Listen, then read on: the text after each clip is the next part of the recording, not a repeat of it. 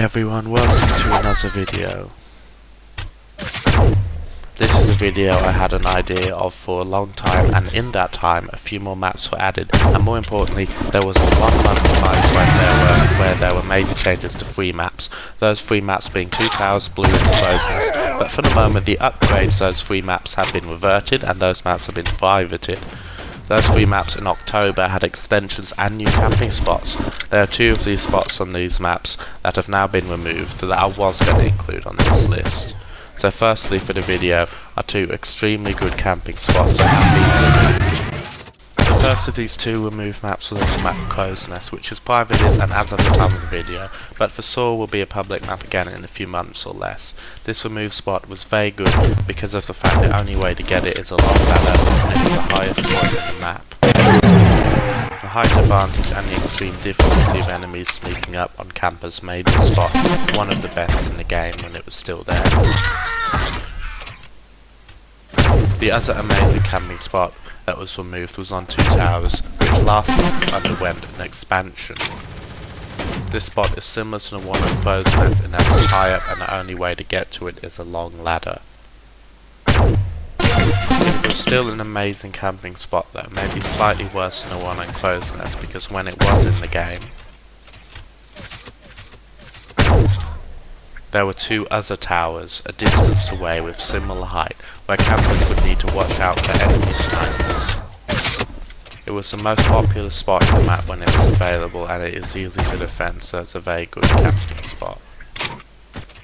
Now for the video, the 5 best camping spots in Shell Shockers maps. Number 5, Four Corners. Number 5, Four Corners. There are 2 spots on the map, Four Corners, that are good, but there are 2 problems with the floating stone blocks opposite this spot. The other spot on the floating stone blocks is vulnerable to snipers. Even if you think it's safe, it's actually vulnerable. This spot at the top of the ladder of the space field area is the best on Four Corners. It's a great spot because of the many angles and opportunities to snipe players basically anywhere in the map. For either team, the spot is great for when there is not many players on the enemy team because campers may be forced to jump down or be sniped by multiple enemies at once who caught onto the camper. The only bad thing about this spot is there's no cover, so if enemy snipers decide to target a camper here, the best option is to jump down and kill them in close range. But apart from that, in this spot it's just easy to whack up kills on enemies fast with a weapon like the Free Ranger.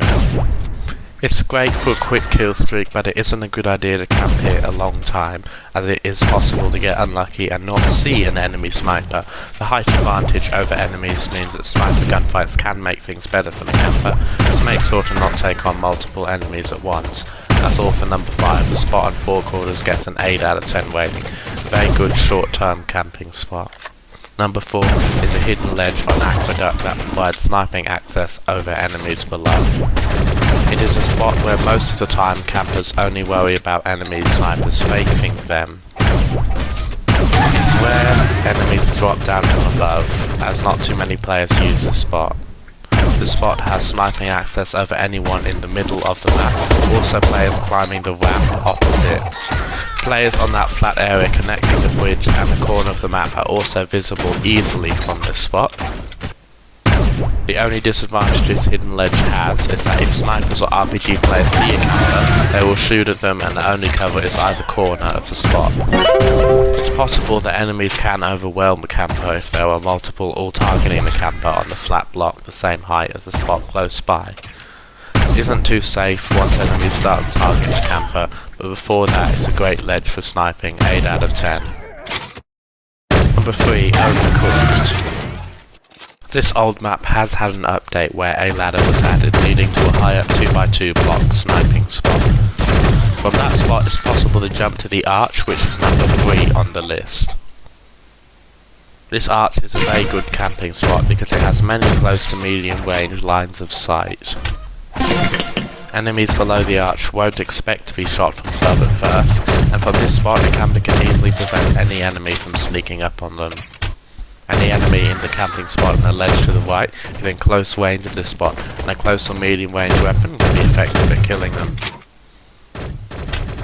Any enemy in close quarters range of the camper could be killed easily if they're skilled enough or if they have a good close quarters weapon for the spot. Try hard AK and maybe even the P90 are all probably the best weapons to use in this spot. Most of the gunfights will be close to medium range here. This camping spot is slightly vulnerable to snipers, and remember, the longer a camping stays at this spot, the more players will target them. Any enemy who goes out of their way to target and kill a camper in this spot is quite capable, because this spot is small with little protection from a well-placed grenade. But this spot does have many more advantages and weak points. That's why it's number 3 on the list. This camping spot on Overcooked is extremely good for height and close to medium range gunfights, 8.5 out of 10 rating. Number 2 on this list is the map Temple. The map Temple has a very large triangle structure where the top or the peak of it is the highest point in the map. This may be the second best camping spot in public maps at the moment, because it's a safe spot. It's easy to prevent enemies from coming up on either side. One of the best things about this camping spot is the fact it overlooks 4 common spawns at the top of the 1x1 corner towers. With a good time shot and with the enemy standing still, a spawn kill can be completed from this spot quite easily. It has to be one of the best spots for spawn killing, and with either sniper that can be done to get quick and easy kills. Any enemy who knows a camper is here will have difficulty finding a good sniping angle, and even more difficulty climbing the structure to fight in close quarters. The spot does not have good visibility of the map below, but that doesn't mean campers can't kill anyone in the middle of the map, because there are multiple ledges lower down in the structure. That is a camper wants to try and kill enemies in the middle of the map, but campers may just stay at the peak of the structure for the longest time. The peak is also the safest spot because it's easy to make sure enemies can't get to you. It's overall an extremely good camping spot for height advantage, for sniping, for spawn killing and for safety, 9 out of 10. Number 1 on this list is the map Shipyard, a very old map with a famous camping spot. This map has always had a very popular camping spot in the bunker. There's only one way to get to it and the building is easy to defend.